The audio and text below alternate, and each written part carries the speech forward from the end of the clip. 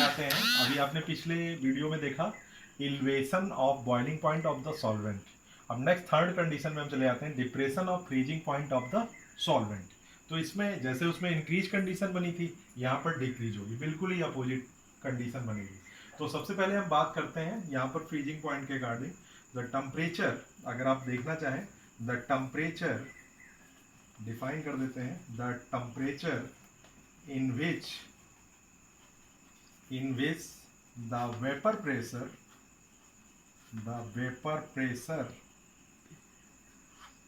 of a substance in liquid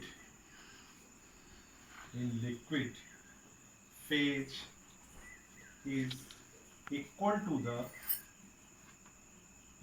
to its vapor pressure in the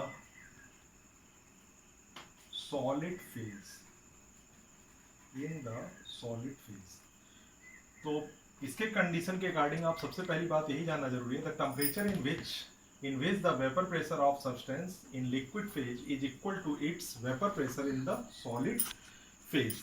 इसमें होता क्या है, it becomes the volatile solvent, the vapor pressure decrease and it would becomes equal to the solid solvent at the lower temperature. The difference in the freezing point of the pure solvent and that of the solution of known as depression of freezing point। जैसे condition में, उसी के condition में अगर आप देखें तो वहां कंडीशन में आपने देखा था कि टेम्परेचर को इंक्रीज करते गए थे। यहां पर क्या होगा कि इसके अकॉर्डिंग टेम्परेचर अगर आप देखें तो लोअर टेम्परेचर के अकॉर्डिंग यहाँ पर दोनों का डिफरेंस आपको अप्लाई हो रहा है। यहाँ पर देखा आपने ये लिक्विड सॉल्वेंट्स पहली कंडीशन में आपने देखा, तो ये लिक्विड सॉल्वेंट की कंडीशन हमने ग्राफ प्लॉट किया, ये वेपर प्रेशर है और ये टेम्परेचर इंक्रीजिंग कंडीशन का है। तो इसके अकॉर्डिंग में देखा कि लिक्विड सॉल्वेंट कंडीशन है और दूसरी कंडीशन सोल्यूशन की है। अब यहाँ पर देखते हैं कि जब टेम्परेचर को डिक्रीज कंडीशन में आप देखते हैं तो यहाँ पर क्या होता है, दोनों के बीच में डिफरेंस जो आपको दिखाया गया है डिप्रेशन का, वो क्या है, डेल टी एफ। यहाँ पर दो वैल्यू दी गई है, एक टी एफ और दूसरी दी गई है टी एफ नॉट। तो इस कंडीशन में आप देख सकते हैं कि द वोलाटाइल जो आपका जो वोलाटाइल सॉल्वेंट्स है वेपर प्रेशर का, वो डिक्रीज होता है, it become equal to the solid solvent. वो इक्वल होगा जब सॉलिड सॉल्वेंट के अकॉर्डिंग जब आप लोअर टेम्परेचर पर ये अप्लाई करते हैं। तो जो दोनों का डिफरेंस हम निकालते हैं फ्रीजिंग पॉइंट का, वो निकालते हैं क्या, डेल टी एफ। तो डेल टी एफ के अकॉर्डिंग अगर इक्वेशन अप्लाई करते हैं तो हो जाती है T F not minus T F, ये कंडीशन आपकी अप्लाई होती है। यहां भी डिफरेंस निकाला गया। अब इसके अकॉर्डिंग दोनों कंडीशन में आपको पता है, उसी कंडीशन के अकॉर्डिंग ये बराबर होता है del T F directly proportional to M. तो यहां पर हम यूज कर देते हैं del T F equal to K F into M. अब यहां पर के एफ क्या है, K F we know that molar depression constant, molar depression constant.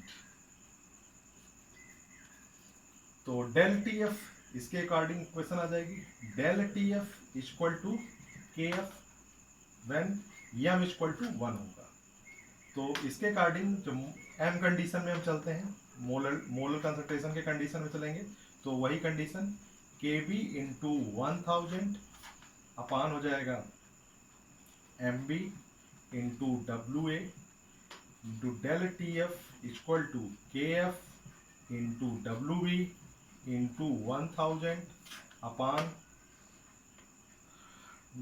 M B into W A.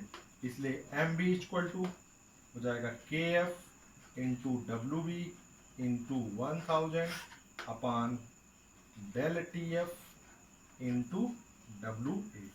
ये इक्वेशन आपकी अप्लाई हो जाएगी। अब इसी इक्वेशन के अकॉर्डिंग जैसे कंडीशन में आप अप्लाई कर दें तो यहाँ पर जितनी वैल्यू दी गई हैं, इसमें क्या क्या वैल्यू हैं, इनके सबके नाम भी आपको पता होने चाहिए। अब ये जो के बी और के एफ की जो वैल्यू है, ये डिपेंड करती है nature of solvent, concentration of solvent के अकॉर्डिंग। तो इसके अकॉर्डिंग भी अगर हम इक्वेशन को अप्लाई करना चाहें तो K B equal to R into M. M condition में अगर आप देखें, एम ए की condition T B not whole square upon del vaporisation into H into 1000। तो इसके अकॉर्डिंग KF के कंडीशन में भी देख सकते हैं R इंटू MA, यहाँ हो जाएगा T not F upon del vaporisation था, यहाँ हो जाएगा फ्यूजन का case H into 1000।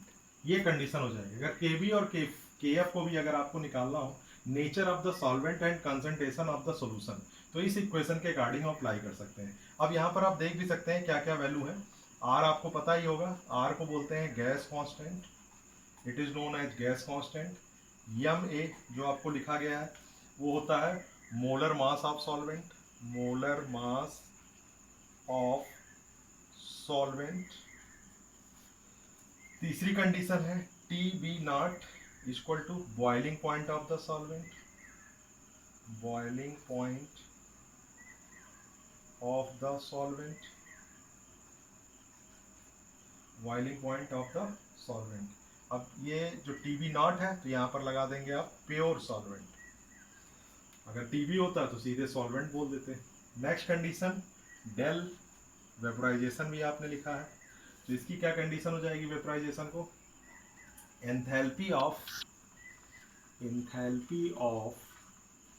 Vaporisation, vaporisation of solvent, ये हो जाएगा। नेक्स्ट कंडीशन अब क्या बचा, अब बचा है डेल फ्यूजन। डेल फ्यूजन को हम बोल सकते हैं डेल फ्यूजन, इसको भी बोल सकते हैं इंथैल्पी, यहाँ पर वेपर था तो यहाँ पर हो जाएगा enthalpy of fusion of, enthalpy of fusion of solid solvent, solid solvent.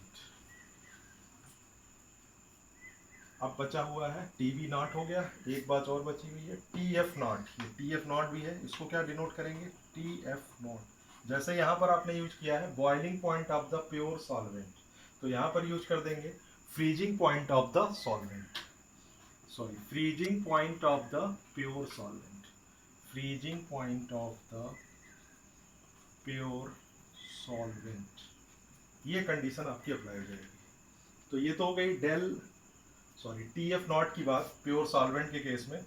तो इस पे न्यूमेरिकल्स भी आते हैं, ये एक तो ये फार्मूला आपका प्रिपेयर हुआ, एक आपकी ये कंडीशन बनी del TF equal to KM, दूसरी कंडीशन एक ये भी कंडीशन आइडेंटिकल बनी कि वैल्यू अगर KB और KF डिपेंड करती है किसके ऊपर, nature of the solvent and concentration, तो हम इसी फार्मूले का यूज करके हम KB और KF की वैल्यू को भी अप्लाई करके निकाल सकते हैं। Thank you. नेक्स्ट वीडियो में आप देखेंगे ऑस्मोटिक प्रेशर।